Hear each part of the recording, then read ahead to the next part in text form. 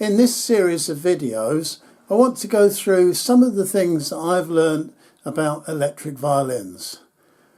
I've played them for mainly live performance work, where there might be lots of other instruments, drums, bass guitar, rhythm guitar, etc. And the need is to get your volume up, certainly to a reasonable level. And of course, a microphone just doesn't do that. So you have to resort to an electric violin. And I've spent some time trying to collect a variety of low-cost electric violins and achieve a decent quality of sound and also a decent quality of performance standard from the instruments. So this series of videos, I want to look at the different violins I have, which range from complete normal standard looking violins with a hollow body right through to solid bodied violins, and show you the differences in performance and sound. They certainly require a lot of processing once the sound comes out of the violin, because the sound can be quite harsh. A piezo pickup seems to amplify certain harsh frequencies that need a certain amount of EQ to remove. So I'll be discussing that and looking at things like foot pedals and anything else that comes to mind in this series. So this is by way of an introduction. Now I'm going to show you what I've got here in my little collection, which is not terribly expensive. Most of these violins, fiddles, cost well under £100. Most of them I bought from eBay, and they're pretty good. I can get a reasonable sound from the things. So we'll look at them now and then move on afterwards. Right, now at this end of the rack you can see I've got a standard violin, which in actual fact has got purely a contact microphone on it. That was a very cheap purchase on eBay. I think it was £2.50, something like that. Wasn't expensive. I can show you that. There it is, sitting on the back. And it does quite a reasonable job, but it does require a lot of EQing to get a reasonable sound out of that. And of course I will look at that with one particular video. The next violin has a Fishman pickup and a Fishman piezo insert in the bridge there. Now that actually has its own little box of tricks as well, which is like a sort of small EQ that goes with it, and I will show you that. All of these individual violins I will play the raw sound, and then I will try and show you how I change the sound to make them sound reasonable. This one is another violin that I bought. This particular one came from eBay. It's quite a nice violin. It was about £90, I think. Wasn't expensive. It's got electronics in the back. It's got tape over the on-off switch because I frequently turn the thing off during a performance, so I put tape over it to prevent that from happening. It's got its own internal battery, so that's quite a nice sounding instrument. It's got a slightly hollow body. This one is the Stag solid electric fiddle. I've modified that considerably to get a decent sound from the thing. It's an unusual shape, but it does play quite well. This fiddle here I bought from a guy who hand makes violins on eBay. It was about £80, I think, £85, something like that.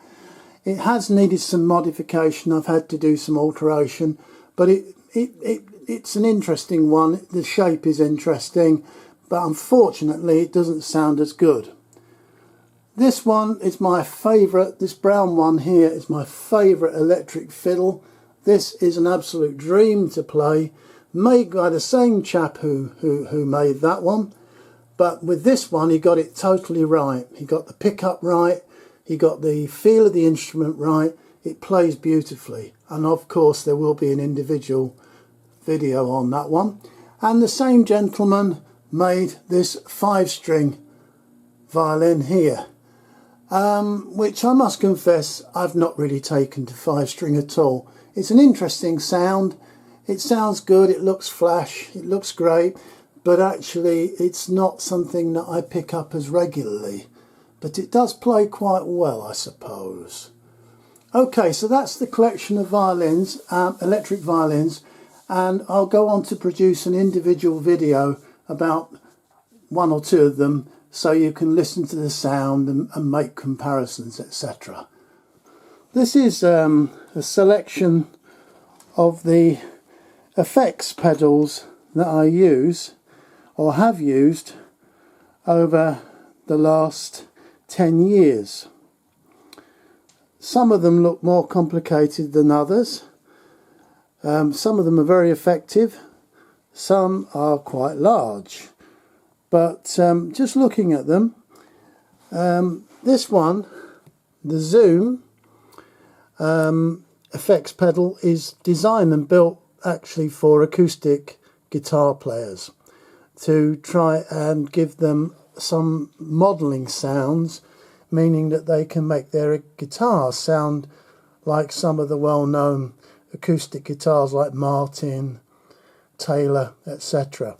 So that's really meant for guitar players, but it's also quite handy for fiddle players, because you can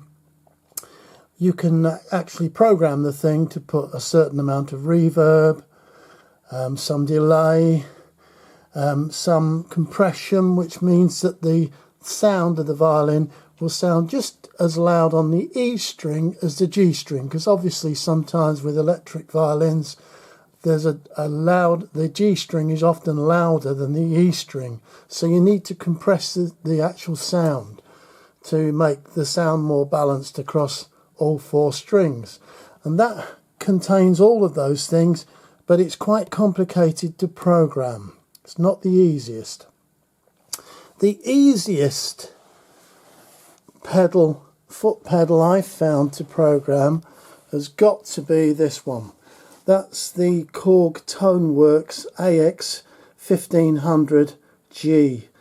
This one can be picked up now for about £20 on eBay, second hand.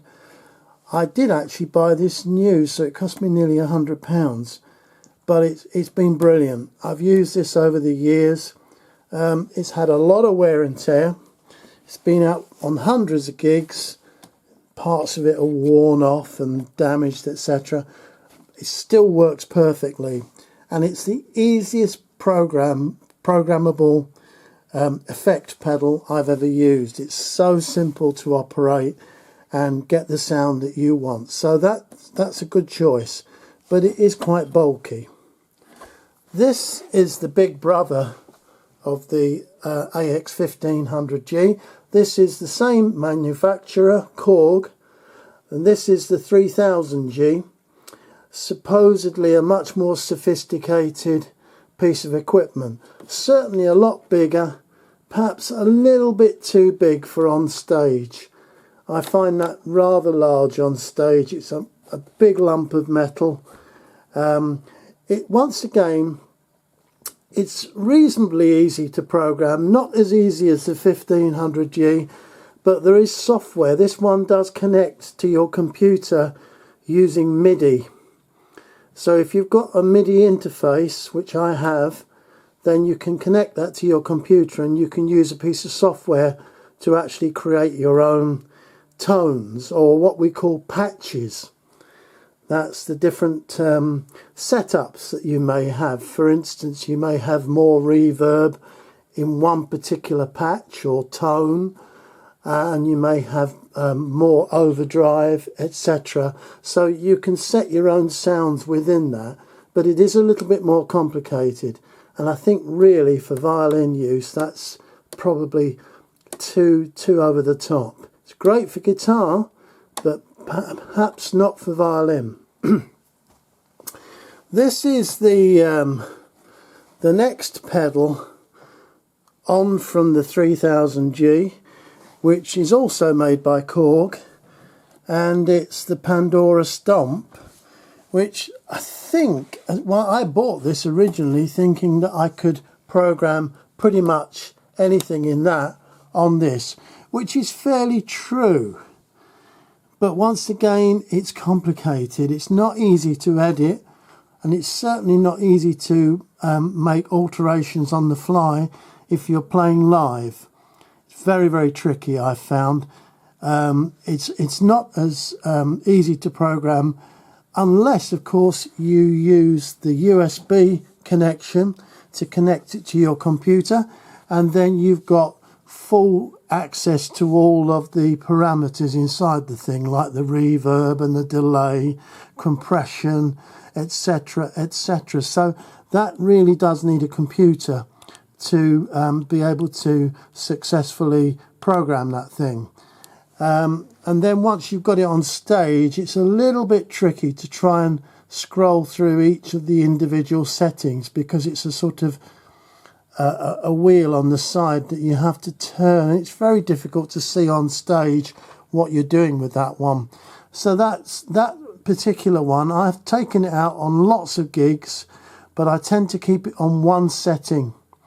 At the beginning of the evening, I work out which is the best setting to have, depending on the actual venue and the hall, etc., and then I stick with it. I don't tend to alter it.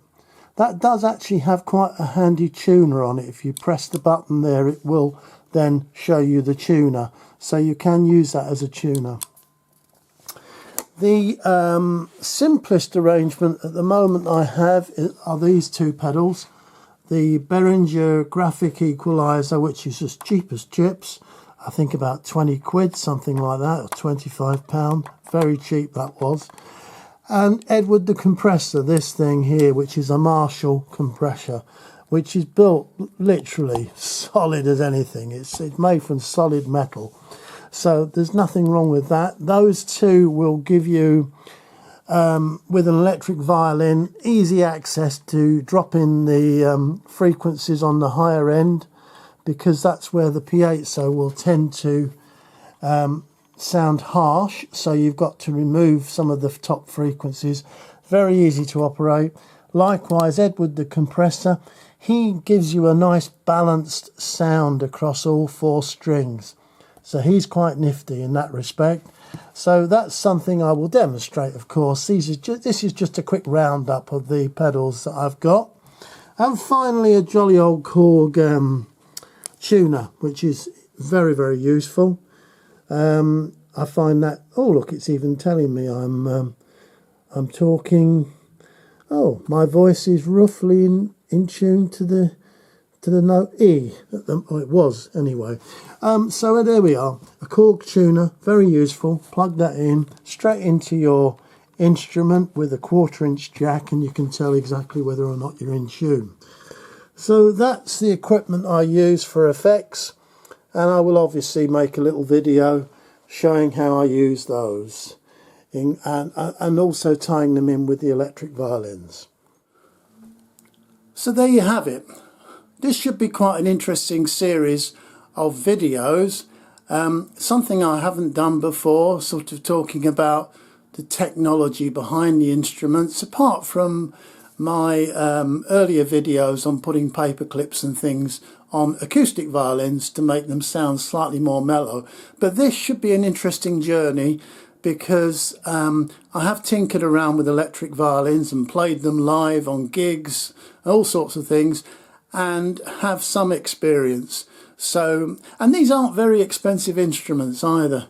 They're all within they're all under £100, and so they're all fairly affordable in that respect. They're not like a £700 or £800 or even £1,000 electric violin that, you know, probably is guaranteed to sound wonderful.